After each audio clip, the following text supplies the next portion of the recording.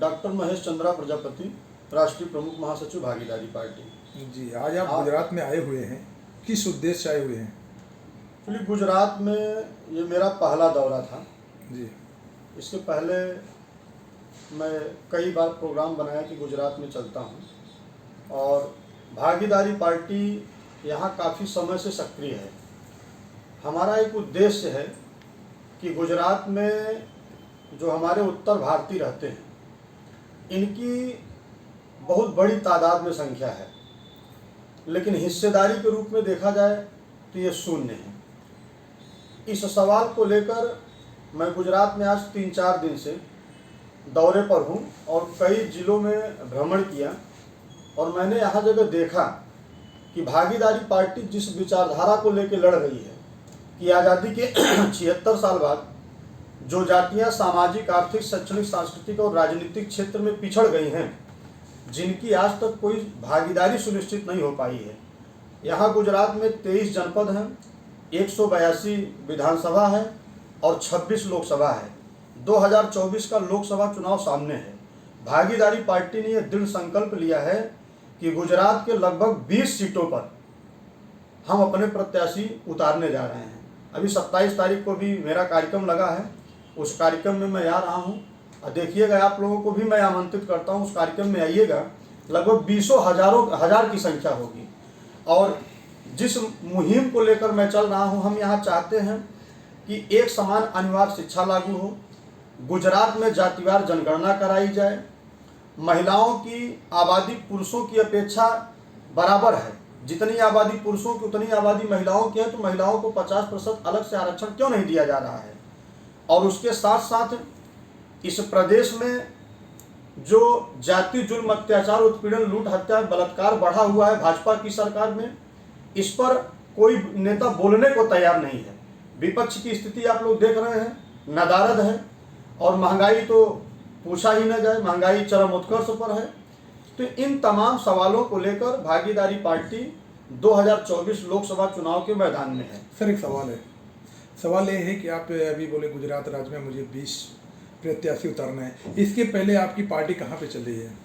देखिए, भागीदारी पार्टी भारत के 12 राज्यों में काम कर रही है जी। उत्तर प्रदेश में आपने देखा ही, अभी हमने 33 कारपोरेट बनाया, 2 समर्थित उम्मीदवार चेयरमैन बनाया और 17 लोकसभा प्रत्याशियों की सूची अभी तक उत्तर प्रदेश में जारी की जा चुकी है।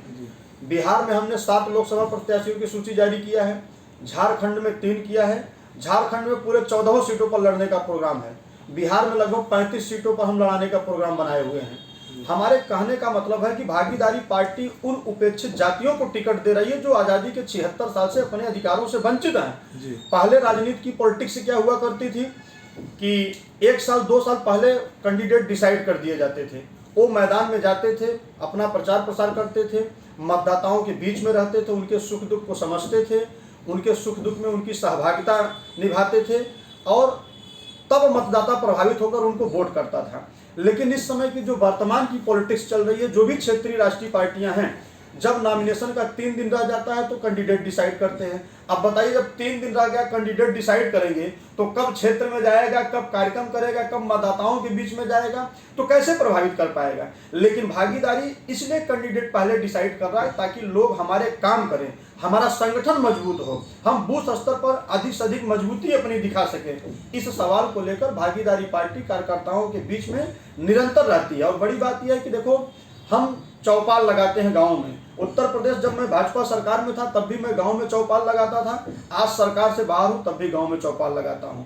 और हमने उत्तर प्रदेश, बिहार, झारखंड, छत्तीसगढ़, मध्य प्रदेश 5 लोगों से लेकर 5 लाख लोगों तक की रैली किया हूं। आपका पड़ोसी राज्य है महाराष्ट्र, आप महाराष्ट्र में चले जाओ, वहां हमने ट्रेलर नहीं पूरी फिल्म दिखाने का काम किया है। चुना भट्टी में इतनी बड़ी मैंने रैली किया था और आए दिन, अभी 10 दिन पहले भी मैं महाराष्ट्र में था। तो महाराष्ट्र में भी बातचीत चल रही है, वहाँ भी कुछ नया करने का प्रोग्राम चल रहा है। तो इसलिए मैं गुजरात में निरंतर सक्रिय हूँ और अभी 27 तारीख को भी मैं गुजरात में आ रहा हूँ और बड़ी रैली करने जा रहा हूँ। यहाँ पे 27 तारीख को कहाँ पे आ रहे हैं आप, जरा उसका कुछ एड्रेस? 27 का ये राजकोट है और मैं वहाँ उतरूँगा, वहाँ से लगभग 70-80 किलोमीटर। भागीदारी पार्टी पी द्वारा ये रैली की जा रही है? देखिए, ये सर्व समाज का कार्यक्रम है, खास तौर से प्रजापति समाज के, जी जो आज़ादी के 76 साल से अपने अधिकारों से वंचित हैं, जिनको आज़ादी के 76 साल से उनके हक हिस्सा अधिकार नहीं मिले हैं। आपके गुजरात में मैं बता दूं, जो पिछाड़े गए लोग हैं, जो हमारे उत्तर भारतीय हैं, जिनकी संख्या बहुत ज़्यादा है।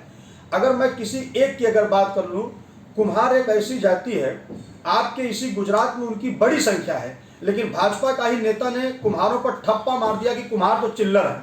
अभी आपने देखा 22 का चुनाव हुआ, 182 विधानसभाएं आपके यहाँ है, ऐसी कोई विधानसभा नहीं है जिस पर 10,000 वोट कुम्हारों की न हो। 10,000, 12,000, 18,000, 20,000, 22,000, 70,000, 90,000 तक वोट अकेले कुम्हारों की है, लेकिन एक भी टिकट न तो भाजपा ने दिया, न तो कांग्रेस ने दिया, और आम आदमी पार्टी ने भी नहीं दिया। एक टिकट आम आदमी पार्टी ने दिया था, एक टिकट कांग्रेस ने दिया था। आप बताओ, इतनी बड़ी आबादी होने के बाद क्या केवल एक टिकट का हिस्सेदारी की रखने का काम करता है यह समाज? इसी तरीके से मुसहर, नट, कुंजड़ा, खटीक, डोम, पासी, जो दहिकार, तमाम उपेक्षित जातियां हैं जो अपने अधिकारों से वंचित हैं। जैसे यहाँ सबसे ज्यादा परेशान श्रमिक वर्ग है। हमारे उत्तर भारतीय यहाँ किस लिए आते हैं? रोजगार की तलाश में आते हैं कि हम 2 पैसा कमाएंगे तो अपने परिवार का भरण पोषण करेंगे। कुछ लोग उत्तर प्रदेश से आकर यहाँ जगह बस गए हैं, लेकिन उनकी भागीदारी कहाँ है? उनकी भागीदारी सरकारी सेवाओं में